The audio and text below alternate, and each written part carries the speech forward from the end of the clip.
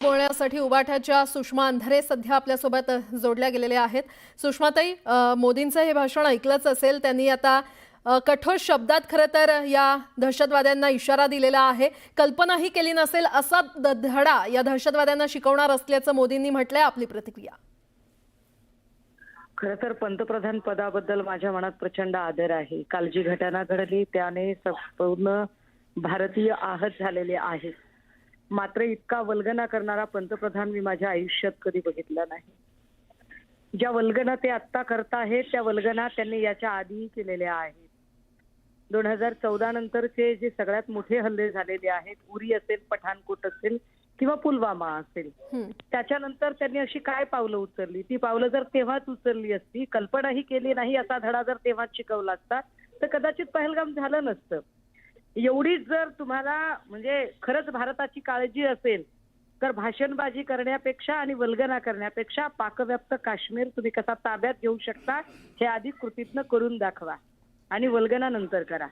कुठलीही गोष्ट भाषणासाठी इनकेश करू नका। इथे माणसांचे जीव गेलेले आहेत आणि अशा भाषणांना मीडिया ट्रायल करून याचं ग्लोरिफिकेशन करू नये ही आमची माध्यमांना सुद्धा विनंती असेल।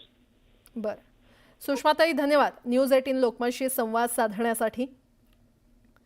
तर आपण पाहतोय पंतप्रधान नरेंद्र मोदी यांनी कडक शब्दात दहशतवाद्यांना इशारा दिलेला आहे आणि त्यावर सुषमा अंधारे यांनी आपली प्रतिक्रिया दिली आहे। पुन्हा एकदा आपण ऐकूयात पंतप्रधान नरेंद्र मोदी नेमकं काय म्हटले।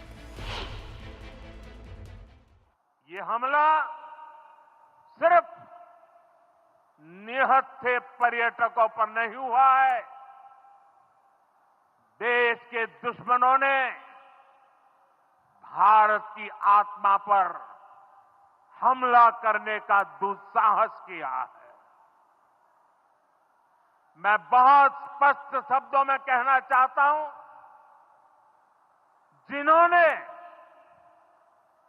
ये हमला किया है उन आतंकियों को और इस हमले की साजिश रचने वालों को उनकी कल्पना से भी बड़ी सजा मिलेगी। यावरच बोलण्यासाठी सध्या विद्या चव्हाण आपल्यासोबत जोडल्या गेलेल्या आहेत। विद्याताई, पंतप्रधानांचं हे भाषण आपण ऐकलंच असेल। हल्लेखोरांना कठोर शिक्षा मिळणार असं त्यांनी म्हटलेलं आहे। आपली प्रतिक्रिया? नाही, नरेंद्र मोदीजी पंतप्रधान झाल्यापासून संपूर्ण देशाच्या त्यांच्याकडनं खूप अपेक्षा होत्या आणि जेव्हा त्यांनी मनमोहन सिंग पंतप्रधान असताना त्यांचं एक भाषण व्हायरल होतंय की पंतप्रधान काय करतायत, एवढे अतिरेकी हल्ले होत आहेत, अमक होत आहे।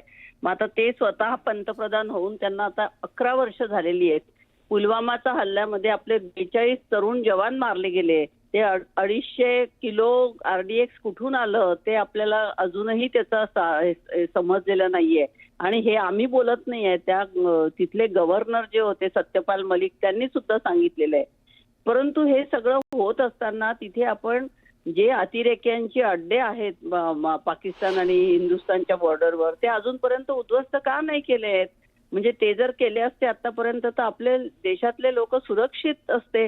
परंतु ते न करता आपण आपल्या देशामध्ये वैमनस्य कसं होईल, धर्मांधता कशी पसरेल ह्याच्यासाठी आपण खतपाणी घालतोय। हे दुर्दैवाने आम्हाला सांगावं असं वाटतंय। ही बोलायची पण इच्छा नाहीये, परंतु ह्याचे सगळ्याचे रिझल्ट शेवटी काय होत आहेत?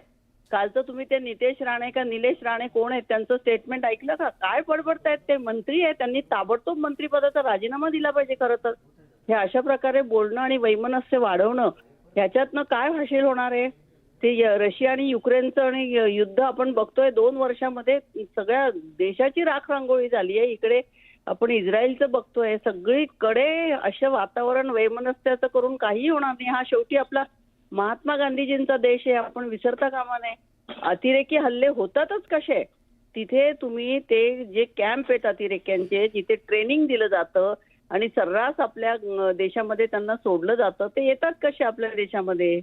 मग परवा पण जो गोळीबार झाला तिथे आर्मीचे सोल्जर्स 20 मिनिटांनंतर पोहोचलेले आहेत। म्हणजे इथे जेव्हा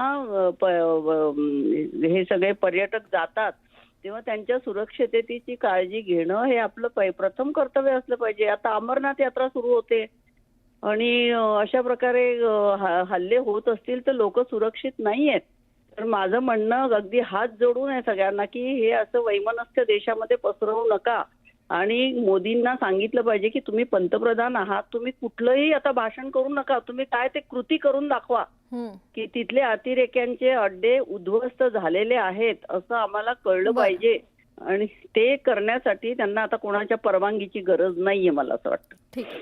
विद्याताई धन्यवाद न्यूज 18 लोकमतशी संवाद साधण्यासाठी.